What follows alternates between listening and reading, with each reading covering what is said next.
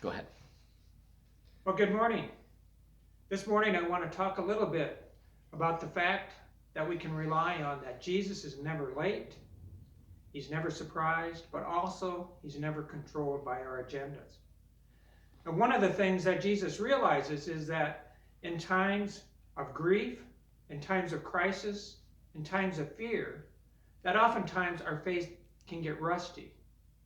And what I mean by that is like this trap that my grandsons found in a creek behind my home. This trap is so rusted that it's basically useless. There was a time, I'm sure, when this trap was well oiled, and that if it was set, that these springs and these hinges would spring to life with lightning speed. But now they're no longer able to do that because the rust has gotten so thick on this metal that it can no longer perform what it was designed for. And when our grief takes a hold of us, or when crisis takes a hold of us, or when fear takes a hold of us, oftentimes we respond like that trap. We don't do what we're designed to do, and our faith gets rusty. But the good news is that Jesus realizes that. And Jesus is like this can of rust blaster. And if I work long and hard enough with this rust blaster on this trap, which I don't plan on doing, I could probably get that trap to operate again. And that's what Jesus can do to us.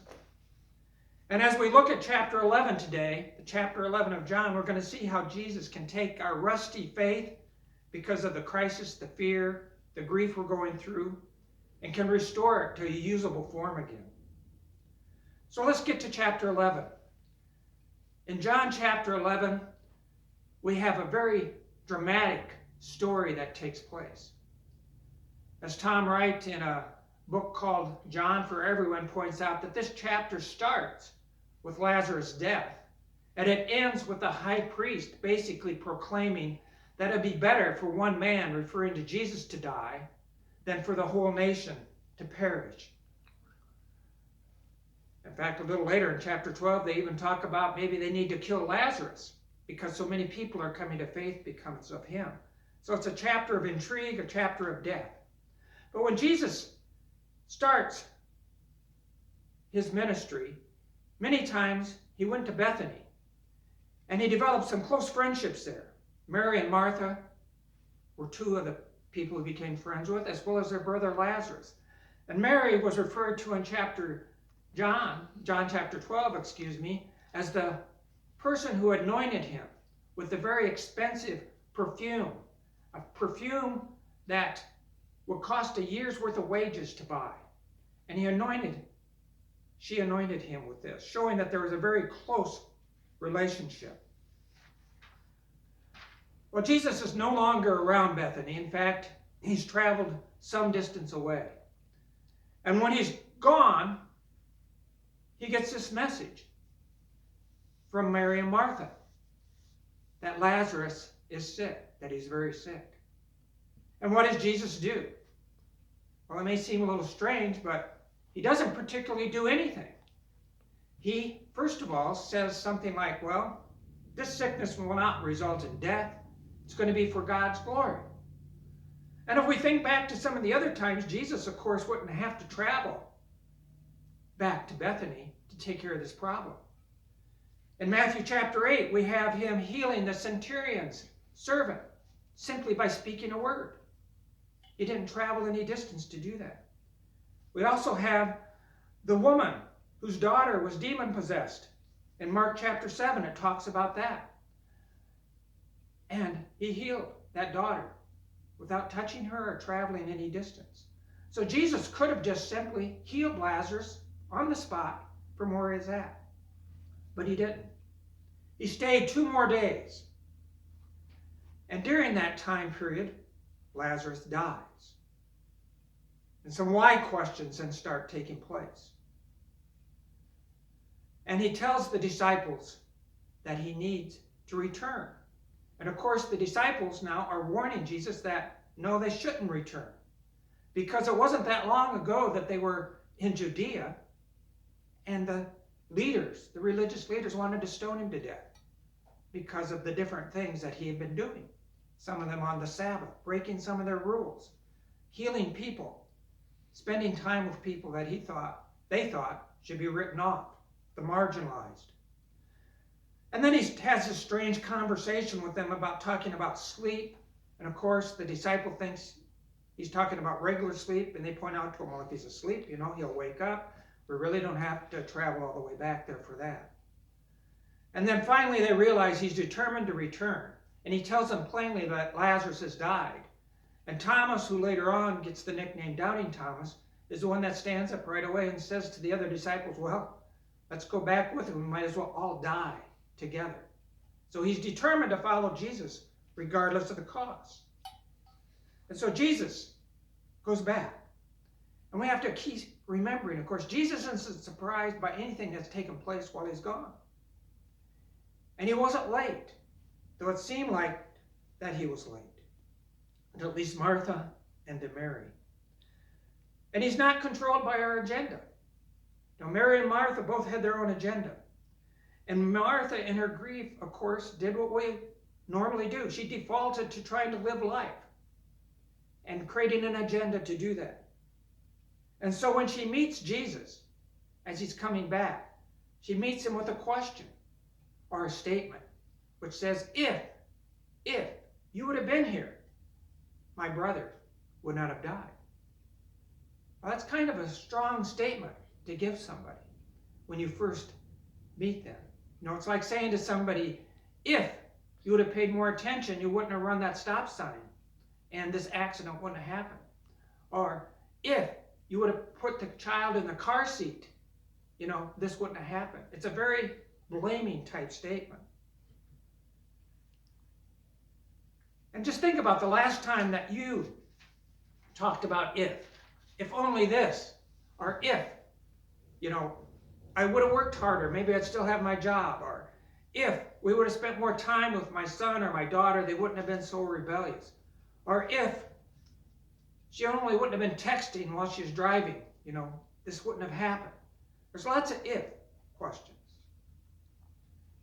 And there's really another way of asking why. Why, God?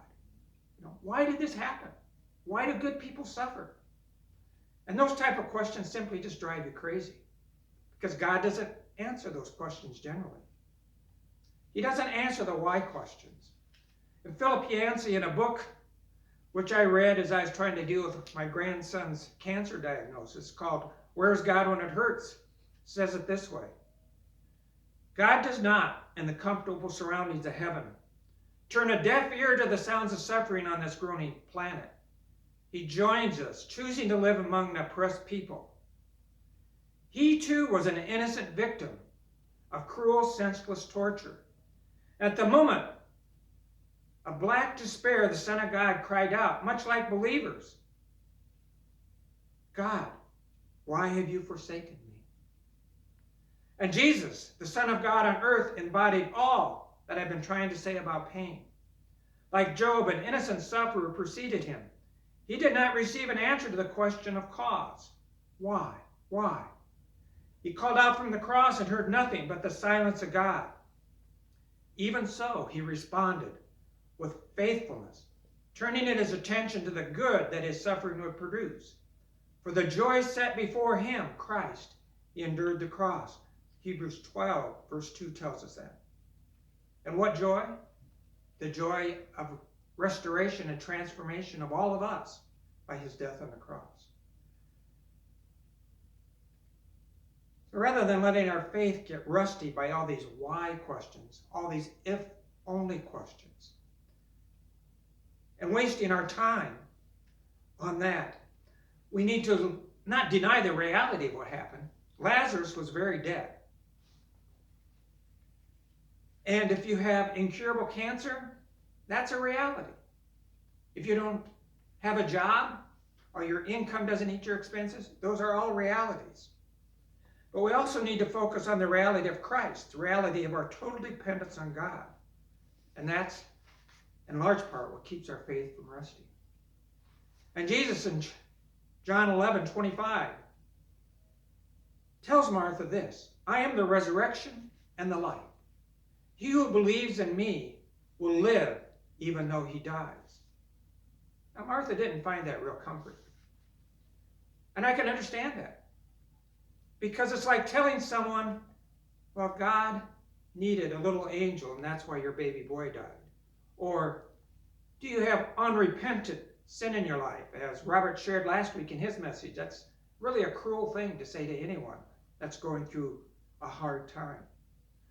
And the promise of the resurrection, which she did believe in, seemed like such a distant future thing that it didn't really provide comfort. And Martha was a person that was very much into details. We know that from Luke chapter 10, verses 38 through 39, where Jesus is at the home with Mary and Martha. And Martha's distracted with all the food and all the preparations, and Mary is sitting at Jesus' feet. And she comes to Jesus to complain. Have my sister help. And Jesus points out, no, the more important thing is to hear and experience my presence. So Martha leaves and she goes to get Mary. And John 11:32 then says words very similar to what Martha said. Lord, if you would have been here, my brother wouldn't die. That's how Mary greets Jesus as well. Timothy Keller, in his book King's Cross, points out that both Martha and Mary basically approached Jesus with the same words. And Martha gets a mini sermon, a teaching, and Mary gets tears. Because John 11:35 says Jesus wept. Again, in that book written by Philip Yancey, Where's God When It Hurts, he talks about an organization called the L'Arc Movement, where the founder, Jean Vanier, says this: wounded people who have been broken by suffering and sickness ask for only one thing, a heart that loves and commits itself to them, a heart full of hope for them.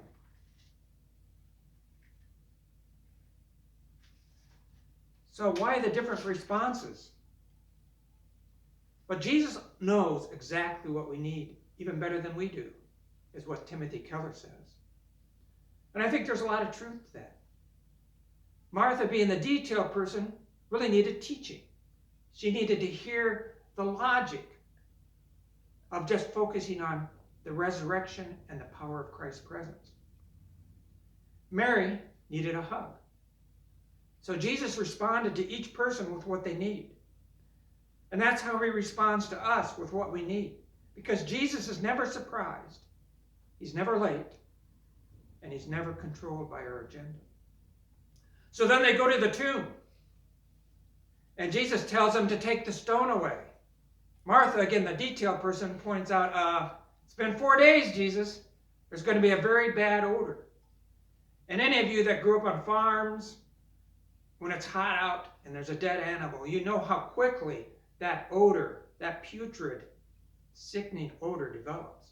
And that's what people would expect Lazarus to smell like, having been in the tomb for 4 days. Jesus is not deterred, of course. He tells them to take the stone away and that they would see the glory of God. And guess what? There's no smell. The stone's removed and there's no smell of death. And Jesus says, come out. And Lazarus comes out. The reaction, it's dramatic. It's a display of the divine power. The power that he has even over death. Now, he's raised people from the dead before, so that part wasn't new. But never someone that had been dead for 4 days. And that was beyond people's comprehensions.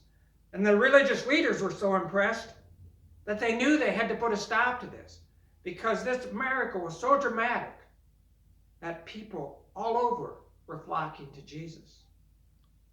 And so what did they say? What are we going to do? That's the first thing they say. Everybody's going to Jesus. What are we going to do? The Romans will destroy our nation because this guy's going to lead a rebellion. And you can't mess with Rome. We've learned that. Then in John 11:50, the high priest says that it is better for one man, referring to Jesus, to die for the whole people than for the nation to perish. Because again, Jesus knew the effect of this miracle. He knew how people would be drawn to him. And he knew how the religious leaders would react, because Jesus is never surprised. And he knew the timing was perfect, so that on Palm Sunday he could ride in and fulfill the prophecy, with people flocking to him. And he's not controlled by the people's agenda. He's not controlled by Mary, Martha's, or your agendas. He knows our faith starts to rust in crisis, fear, and grief. We turn to those if only, those why questions. And he still reminds us today, when times are tough, keep our eyes focused on him. Experience his presence. We can trust him regardless of what we're going through, because God's nature is he's good. God is always good, regardless of the circumstances that we're in. So Jesus tells us and comforts us that he is the resurrection, that he is the life, and that we who believe in him will live even though we die. And Lazarus is proof of that. Thank you. Would you join me in prayer? Father, we thank you that you're never surprised, you're never late, and you're certainly not controlled by us or our agendas. Help us, Lord, just to keep our eyes fixed on you. In Jesus' name, amen.